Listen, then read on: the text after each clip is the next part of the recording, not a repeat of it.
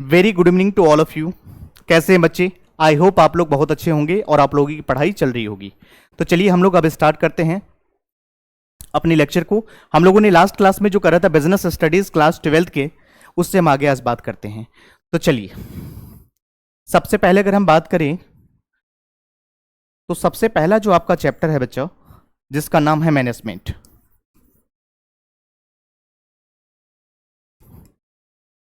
Second, principle of management. Management, principles of management.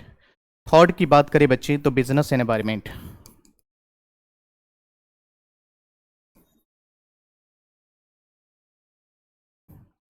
फिर हमने start करा था planning.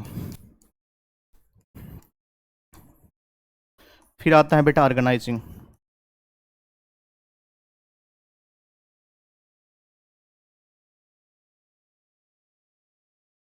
Planning, organising, staffing, staffing. उसके बाद हम बात करते हैं बच्चे स्टाफिंग के बाद डायरेक्टिंग।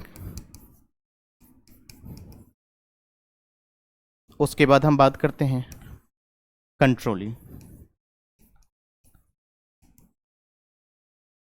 तो यहां पर देखिएगा, और मैंने एक चीज आपको बताने का प्रयास करा। सबसे पहला, जिस दिन मैंने मैनेजमेंट की क्लास पढ़ाया था, तो मैंने सबसे पहले आपको बताया था कि मैनेजमेंट का मतलब आप क्या समझती हो। मैनेजमेंट जो टर्म है, इससे क्या समझती हो? तो मैनेजमेंट एक प्रोसेस होता है बच्ची, जिसके थ्रू कोई भी ऑर्गेनाइजेशन सबसे पहले प्लानिंग करता है, फिर ऑर्गेनाइजिंग करता है, फिर स्टाफिंग करता है, फिर डायरेक्टिंग करता है, फिर कंट्रोलिंग करता है। और इन माध्यम से एक ऑर्गेनाइजेशन अपने कॉमन गोल को, ऑर्गेनाइजेशनल टारगेट को अचीव करता है। यही प्रोसेस होता है जिस प्रोसेस के थ्रू ऑर्गेनाइजेशन अपनी गोल को अचीव कर पाता है। ठीक है, तो हम लोगों ने कहां तक कर चुके? प्लानिंग हम लोगों ने ऑलरेडी कर चुका है। उसमें कुछ पॉइंट्स बचा हुआ है टाइप्स ऑफ प्लान में, हम लोग आज उसको डिस्कस करते हैं। तो बिल्कुल यहां तक मैंने ऑलरेडी अपलोड किया हुआ, जिन भी बच्चों ने नहीं देखा आगे देख लेना। मैं ये बताने का मेरा एक ही ऑब्जेक्टिव था कि मैं बताना चाह रहा हूं कि मैनेजमेंट के डेफिनेशन में ऑलरेडी मेंशन है कि मैनेजमेंट एक प्रोसेस होती है जहां पर हम प्लानिंग करते हैं, ऑर्गेनाइजिंग करते हैं, स्टाफिंग करते हैं, डायरेक्टिंग करते हैं, कंट्रोलिंग। इन माध्यम से कोई भी ऑर्गेनाइजेशन अपनी कॉमन गोल को अचीव कर सकता है। दैट इज ऑर्गेनाइजेशनल ग्रोथ या टारगेट की हम बात कर सकते हैं। तो चलिए, हम लोगों ने करा हुआ है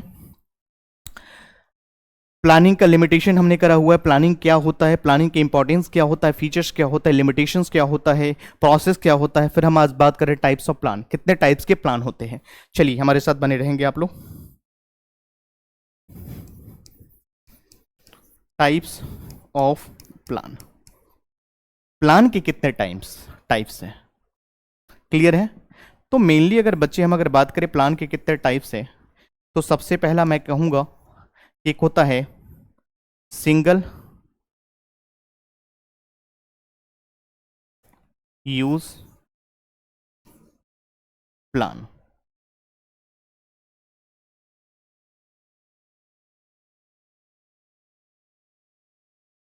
सिंगल यूज प्लान,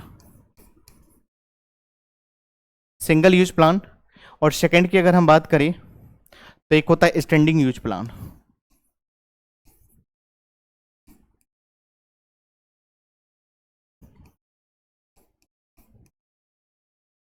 पहला क्या? Single use, that is one time, that is one time use plan.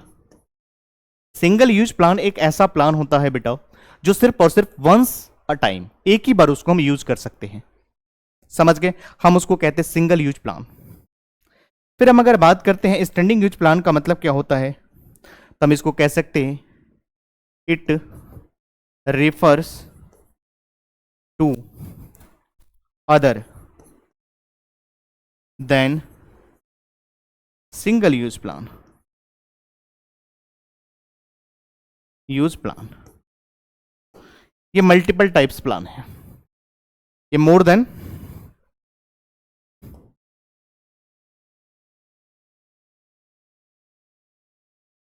Then one time use plan. तो ये इसका प्लान का कुछ डेफिनेशन है। हम अगर टाइप्स ऑफ प्लान के क्या प्रकार हो सकते हैं, प्लानिंग करते उसकी भी प्रकार होते हैं। तो यहां पर अगर हम सिंगल यूज की प्लान की अगर बात करें बेटा, तो बजट ये डेली नहीं होता, सरकार साल में एक बार ही तय करती है। यहां पर अगर हम बात करते हैं तो पॉलिसी, पॉलिसी की अगर एग्जांपल ले तो यहां पर हम एग्जांपल के रूप में ले सकते हैं, फॉर एग्जांपल बजट। ये आपका एग्जांपल है बेटा सिंगल यूज प्लान की। फिर अगर हम बात करते हैं कि स्टैंडिंग यूज प्लान का एग्जांपल क्या है, तो हम यहां पर ले सकते हैं कि यहां पर हम ले सकते हैं पॉलिसी, पॉलिसी रूल्स, क्योंकि एक बार रूल्स जो बनाया जाता है जीवन भर काम नहीं करता है, हम इसको चेंज करते हैं बच्चे। तो ये कुछ प्लान के टाइप्स है। कुछ इंपॉर्टेंट पॉइंट्स हम बताने वाले हैं, जैसे कि ऑब्जेक्टिव क्या होता है, स्ट्रैटेजी क्या होता है, पॉलिसी क्या होता है, मेथड्स क्या होता है, रूल्स क्या होता है, इसके बारे में हम डिस्कस करते हैं, जो which are important to your topic और योर सिलेबस। चलिए बच्चे, यहां तक नोट कर लिया आप लोगों ने? क्या मैं बढ़ूँ आगे? चलिए जी, चलिए अब हम बात करते हैं कुछ important points.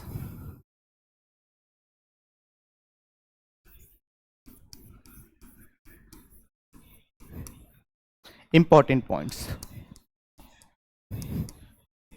Important points. Number 1 हम बात करेंगे बेटा ऑब्जेक्टिव, ऑब्जेक्टिव्स। सेकंड हम बात करेंगे बेटा पॉलिसी। थर्ड हम बात करेंगे बच्चे रूल।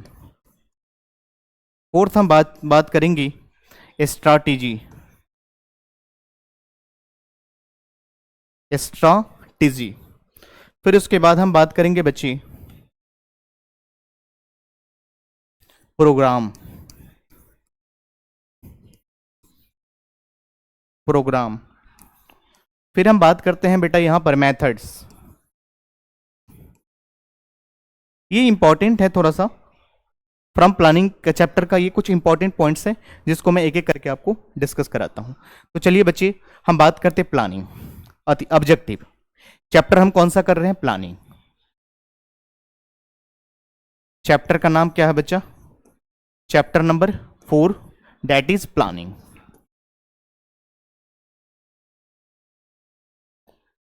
चलिए, प्लानिंग, कोई भी काम करते हैं उससे पहले प्लानिंग करते हैं।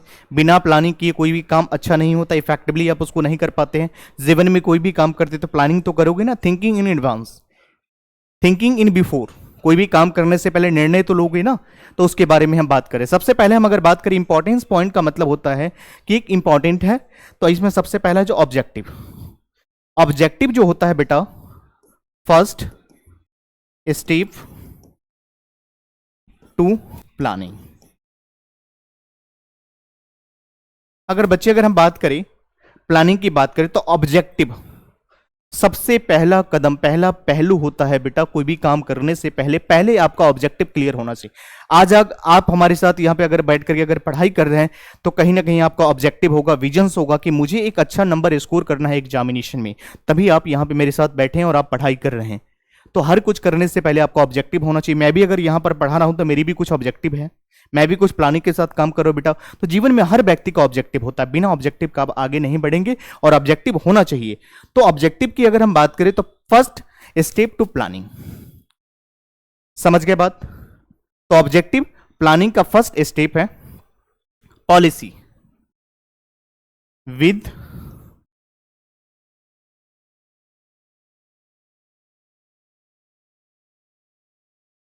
Without making a valuable policy. Policy का मतलब वो पॉलिसी नहीं जो इंश्योरेंस का होता है, हम यहां पर कुछ और पॉलिसी की बात करें बेटा, तो ये चीज का ध्यान रखना है। Policy with out making valuable policy,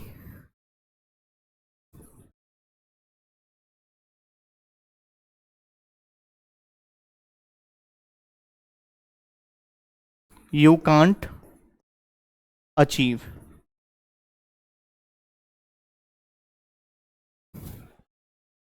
anything in a sequence. तो ये चीज़ बेटा जरूरी है। पॉलिसी बनाओगी, पॉलिसी बनाओगे, उस पॉलिसी की तरह एक ऑर्गेनाइजेशन में पॉलिसी के अंडर सारे ऑर्गेनाइजेशन काम करते हैं। मैंने आपको बताया था 3 level types of level of organisation होता है, top level, middle level and lower level. तो यहां पर पॉलिसी मेकिंग करोगे तभी तो काम चलेगा, बिना पॉलिसी का। और बताइए, इसके बाद हम रूल्स की बात करते हैं। बताओ, रूल नहीं है तो फिर कैसे काम चलेगा? नियम कानून नहीं है, इसके बिना कैसे काम चलेंगी? ट्रैफिक का अगर रूल्स एंड रेगुलेशंस ना हो, ट्रैफिक की अगर रूल्स और रेगुलेशन अगर नहीं बनाया गया हो तो कितना ज़्यादा एक्सीडेंट होगा, कितना ज़्यादा दिक्कत हो सकती है। लोग ट्रैफिक रूल्स को भी अभी वायोलेट करते हैं, इसके रूल्स होने के बावजूद भी। तो रूल्स होना बहुत ज़्यादा जरूरी है। रूल्स बनाने से क्या होता है, आप रूल्स के दायरे के अंदर बंध जाते हैं और उसके अकॉर्डिंग आप काम करते हैं, जिससे कि ऑर्गेनाइजेशन का ग्रोथ होती है। तो रूल से क्या होता है, आप किसी भी काम को उस के अंदर रह करके काम करते हो। उसके बाद अगर हम बात करें स्ट्रैटेजी, किसी भी युद्ध को जीतने के लिए आपकी स्ट्रैटेजी अच्छी होनी चाहिए। जब तक आपकी स्ट्रैटेजी अच्छी नहीं होगी, इफेक्टिव नहीं होगा, तब तक उस युद्ध को आप जीत नहीं सकते। ठीक है, तो आपको ये बात का ध्यान रखना है कि स्ट्रैटेजी की अगर बात करें तो किसी भी प्लानिंग को पूरा करने के लिए, किसी भी ऑब्जेक्टिव को पूरा करने के लिए, पर्पज को पूरा करने के लिए हमें प्लानिंग करना जरूरी है। और इसके साथ साथ हमारे पास स्ट्रैटेजी भी होना चाहिए, हमारे पास यंत्र होना चाहिए, हमारे पास वो चीज होनी चाहिए जिसके थ्रू हम उस काम को कर सकें। ठीक है, रूल्स रेगुलेशन सारी चीज हमारे लिए इंपॉर्टेंट है। इसके बाद अगर हम बात करें बेटा,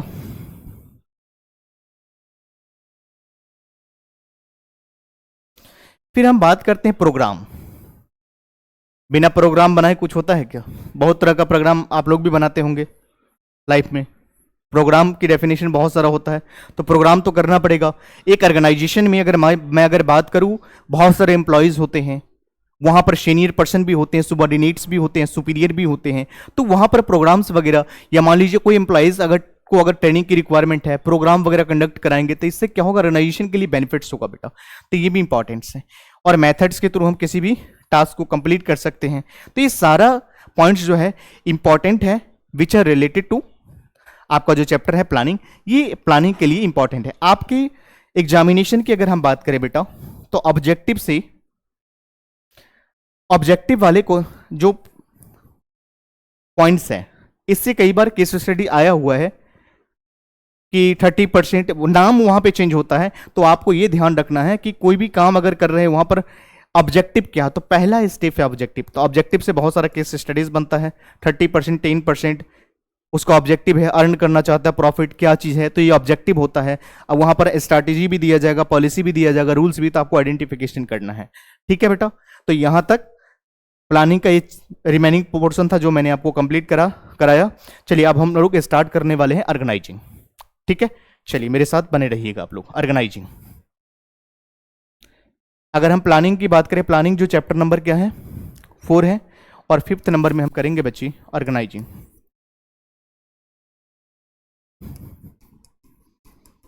ऑर्गेनाइजिंग आपने क्या करा, समझो। ऑर्गेनाइजिंग को बताने का पहले इसका मतलब समझ लो।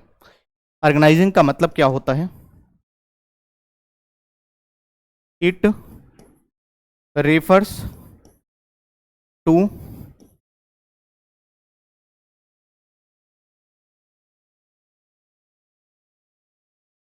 अरेंजिंग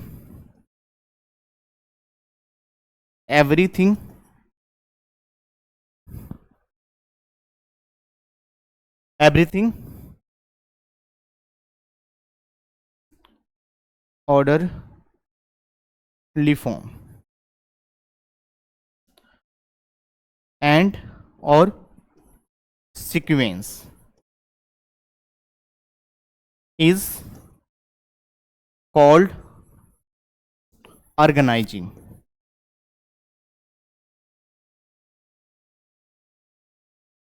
हम इसको बोलते हैं बच्चे ऑर्गेनाइजिंग। ऑर्गेनाइजिंग देखो, सबसे पहले हमने करा प्लानिंग, हमने प्लानिंग कर लिया। हमने क्या करा, प्लानिंग करने के साथ साथ हमारे पास ऑर्गेनाइजेशन भी तो होना पड़ेगा। जब ऑर्गेनाइजेशन हमारे पास हो जाएगा तो हम स्टाफिंग करेंगे, स्टाफ की जरूरत पड़ेगा।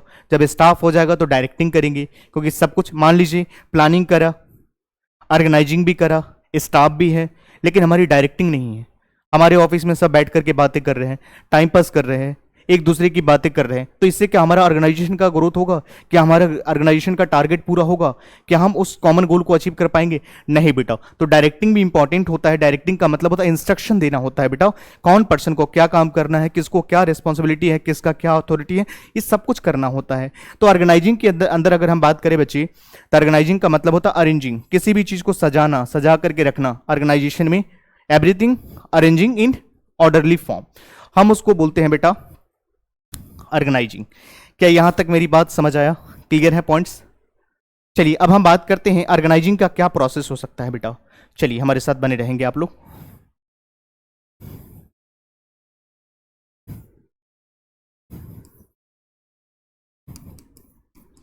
ऑर्गेनाइजिंग का प्रोसेस या प्रोसेस ऑफ ऑर्गेनाइजिंग, ये ज्यादा बेटर होगा। लिखिएगा, प्रोसेस ऑफ ऑर्गेनाइजिंग।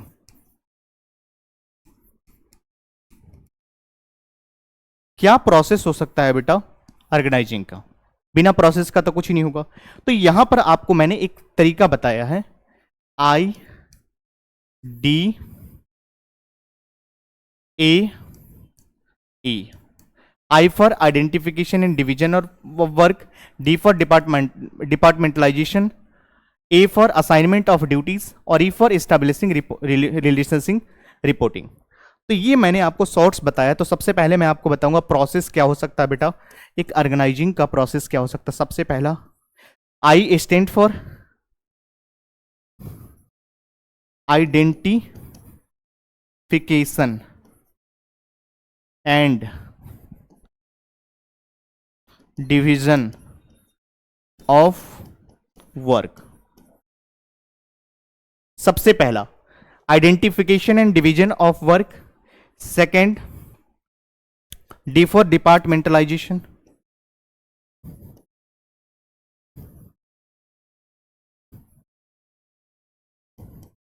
डिपार्टमेंटलाइजेशन।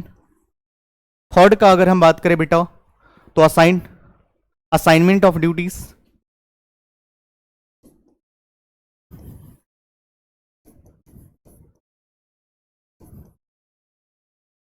और एंड में है establishing standard for reporting.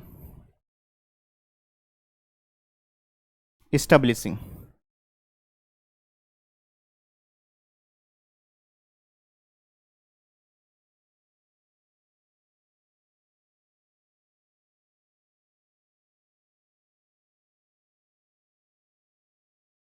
Establishing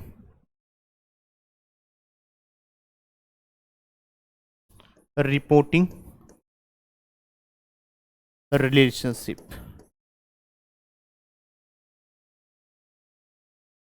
clear है पॉइंट्स? तो ये ऑर्गेनाइजिंग का एक प्रोसेस है जहां पर आपको बच्चे इस चीज का ध्यान रखना है, आई डी ए ई। चलिए इसको मैं अच्छे से और लिख देता हूं सो डैट आपको अच्छे से समझ में आए बच्चे।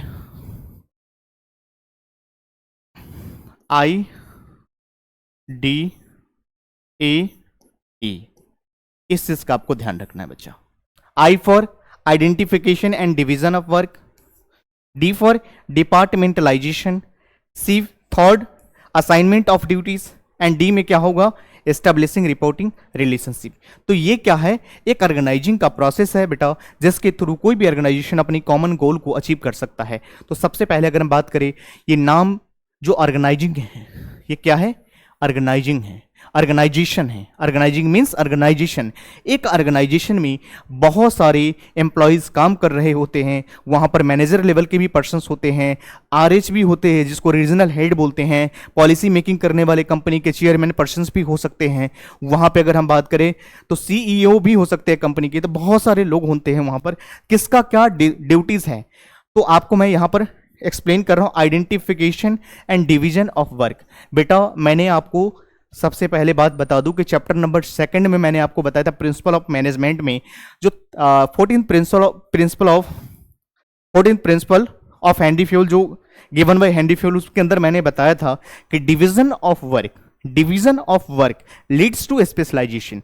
काम को अगर मान लीजिए बहुत ज्यादा बड़ा काम है, उस काम को छोटे छोटे अगर टुकड़ों में अगर बांट दोगे तो वहां से स्पेशलाइजेशन आती है बेटा। दूसरी बात, आपको काम वो करने के लिए दिया जाए जो काम के लिए आप बने हो और जो काम के लिए आपकी क्वालिटीज है और जो आपकी नॉलेज है, स्किल्स है, उसके अकॉर्डिंग अगर आपको काम मिले और वो काम करने के लिए दिया जाए बेटा, तो स्पेशलाइजेशन वहीं से जनरेट होती है। स्पेशलाइजेशन कहीं आसमान से नहीं आता, स्पेशलाइजेशन काम करने से आता है और इंटरेस्ट के अकॉर्डिंग होता है। तो यहां पर हम करें, सबसे पहले आइडेंटिफिकेशन करना चाहिए डिवीजन ऑफ वर्क। जो बड़ा बड़ा काम जो है ऑर्गेनाइजेशन का, उन सभी काम को छोटे छोटे टुकड़ों में क्या करो, आइडेंटिफाई करो और डिवीजन ऑफ वर्क, काम को बांटो। हेनरी फ्योल ने कहा था कि division of work leads to specialisation. जब काम को छोटे छोटे टुकड़ों में अगर बांट देते हो तो काम का बोझ हल्का हो जाता है, और जब हल्का होता है तो हर ऑर्गेनाइजेशन में काम करने वाले हर एम्प्लॉय के लिए वो काम छोटा नजर आता है। तो इससे क्या होता है, ऑर्गेनाइजेशन की उस टारगेट को हम अचीव कर सकते हैं। तो ये हमारा क्या है, पॉइंट्स हैं। सेकेंड अगर हम बात करें बच्चे, तो हम बात करते हैं डिपार्टमेंटलाइजेशन। बेटा एक बात बताइए, एक ऑर्गेनाइजेशन में बहुत सारा डिपार्टमेंट होता है। अगर हम यहां पर बात करें बेटा, एक अगर हम बात करते हैं तो यहां पर क्या, purchase and sale department,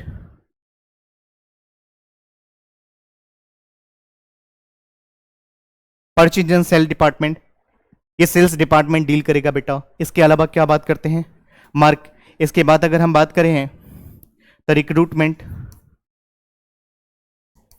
recruitment के काम कौन करेगा बेटा, तो एचआर डिपार्टमेंट करेगा। ये सभी डिपार्टमेंट बनाया हुआ है, सभी का डिपार्टमेंट अलग अलग हो सकता है। परचेज डिपार्टमेंट हो गया, उसके बाद परचेज एंड सेल्स डिपार्टमेंट हो गया, उसके बाद रिक्रूटमेंट के लिए एचआर डिपार्टमेंट हो गया, इसके बाद मार्केटिंग डिपार्टमेंट होता है, मार्केटिंग के लिए हम पर्सन्स रखते हैं, मार्केटिंग हेड होता है। तो ये सारे के सारे क्या डिपार्टमेंट है बेटा। तो बिना डिपार्टमेंट का कोई भी ऑर्गेनाइजेशन, अगर काम को छोटे छोटे टुकड़ों में अगर बांटोगे, अगर डिपार्टमेंट को काम देते हो, तो यहां पर क्या होगा, काम में स्पेशलाइजेशन आएगी। Assignment of duties, assignment of duties की अगर हम बात करें तो देखो बेटा, जो वर्ड जो है असाइनमेंट, हम इसको थोड़ा सा आगे लेकर के जा रहे हैं और मैं यहां पर एक्सप्लेन करता हूं। असाइनमेंट का मतलब क्या होता है बेटा, ट्रांसफर करना। जो भी ड्यूटीज दिया गया है उसको ट्रांसफर करना या उसको असाइन करना, उसको देना।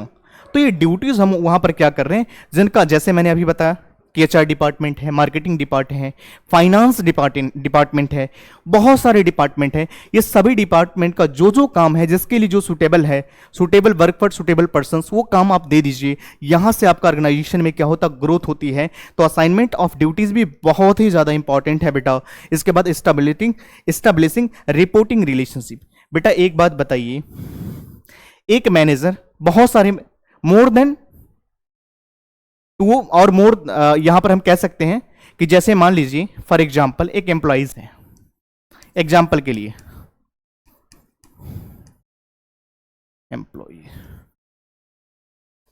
एम्प्लॉइज है, मान लीजिए एक एम्प्लॉइज के बहुत सारा मैनेजर है, कंफ्यूजन होगा किसको मैं रिपोर्टिंग करूं, किससे मैं कोऑर्डिनेशन करूं। तो यहां पर एक ऑर्गेनाइजेशन में कौन किसके साथ रिपोर्टिंग करेगा, कौन किसका कौन सुपीरियर होगा, कौन सुबर्डिनेट होगा, तो ये सारा कुछ पहले से मेंशन होगा। तो ऑर्गेनाइजेशन में काम करने वाले जो भी एम्प्लॉइज है उसके लिए भी बेटर होगा। इससे क्या होगा, अचीव, कोई भी प्रॉब्लम आएगा तो कंसर्न डिपार्टमेंट को क्या करेगा, रिपोर्ट करेगा। तो यहां से क्या होगा, ऑर्गेनाइजेशन का एक अच्छा तरीके से रिजल्ट को हम अचीव कर सकते हैं बेटा। तो मैं अगर आज की क्लास को अगर सम अप करूं तो मैं आपको ये बता सकता हूं कि सबसे पहले मैंने बताने का प्रयास करा कि ऑर्गेनाइजिंग का मतलब क्या होता है। मैंने कहा ऑर्गेनाइजिंग एक प्रोसेस होता है जहां पर हम क्या करते हैं, किसी भी चीज को arranging everything in a sequence या ऑर्डरली फॉर्म, हम उसको बोलते हैं बेटा ऑर्गेनाइजिंग। ऑर्गेनाइजिंग का मतलब होता है ऑर्गेनाइजेशन, जिसके अंदर हमने बात करा कि ऑर्गेनाइजिंग के लिए कुछ प्रोसेस होते हैं बच्चे। प्रोसेस के अंदर मैंने सबसे पहले आपको बताने का प्रयास किया कि बेटा IDAE का ध्यान रखना है। I for identification and division of work, D for departmentalisation, A for assignment of duties और E for establishing relationship reporting. तो ये सारे के सारे पॉइंट हैं which are very very very important for your exam perspective बेटा। और यहां से केस स्टडीज बनते ही बनते हैं। और इस चैप्टर के अंदर मैं आपको बताऊंगा यहां पर अकाउंटेबिलिटी क्या होता है, अथॉरिटी क्या होता है, रेस्पॉन्सिबिलिटी क्या होता है, अथॉरिटी, रिस्पॉन्सिबिलिटी एंड अकाउंटेबिलिटी, ये सारे पॉइंट्स, डिसेंट्रलाइजेशन क्या होता है, डेलीगेशन क्या होता है, तो ये सब्जेक्ट, ये अगर मैं बात करूं बीएसटी की क्लास 12th की, तो चैप्टर नंबर 5th जो आपका है ऑर्गेनाइजिंग, वेरी वेरी इंपॉर्टेंट है फॉर एग्जाम पर्सपेक्टिव से बेटा। तो यहां तक आप लोग अपने कॉपी में जरूर नोट डाउन कर, जो भी बच्चे वीडियोस देखेंगे इसको प्लीज नोट डाउन करके आप भी इसको पढ़ाई करें और अपने जो भी फ्रेंड्स है, सर्कल है, उन सब तक भी शेयर करें बच्चे।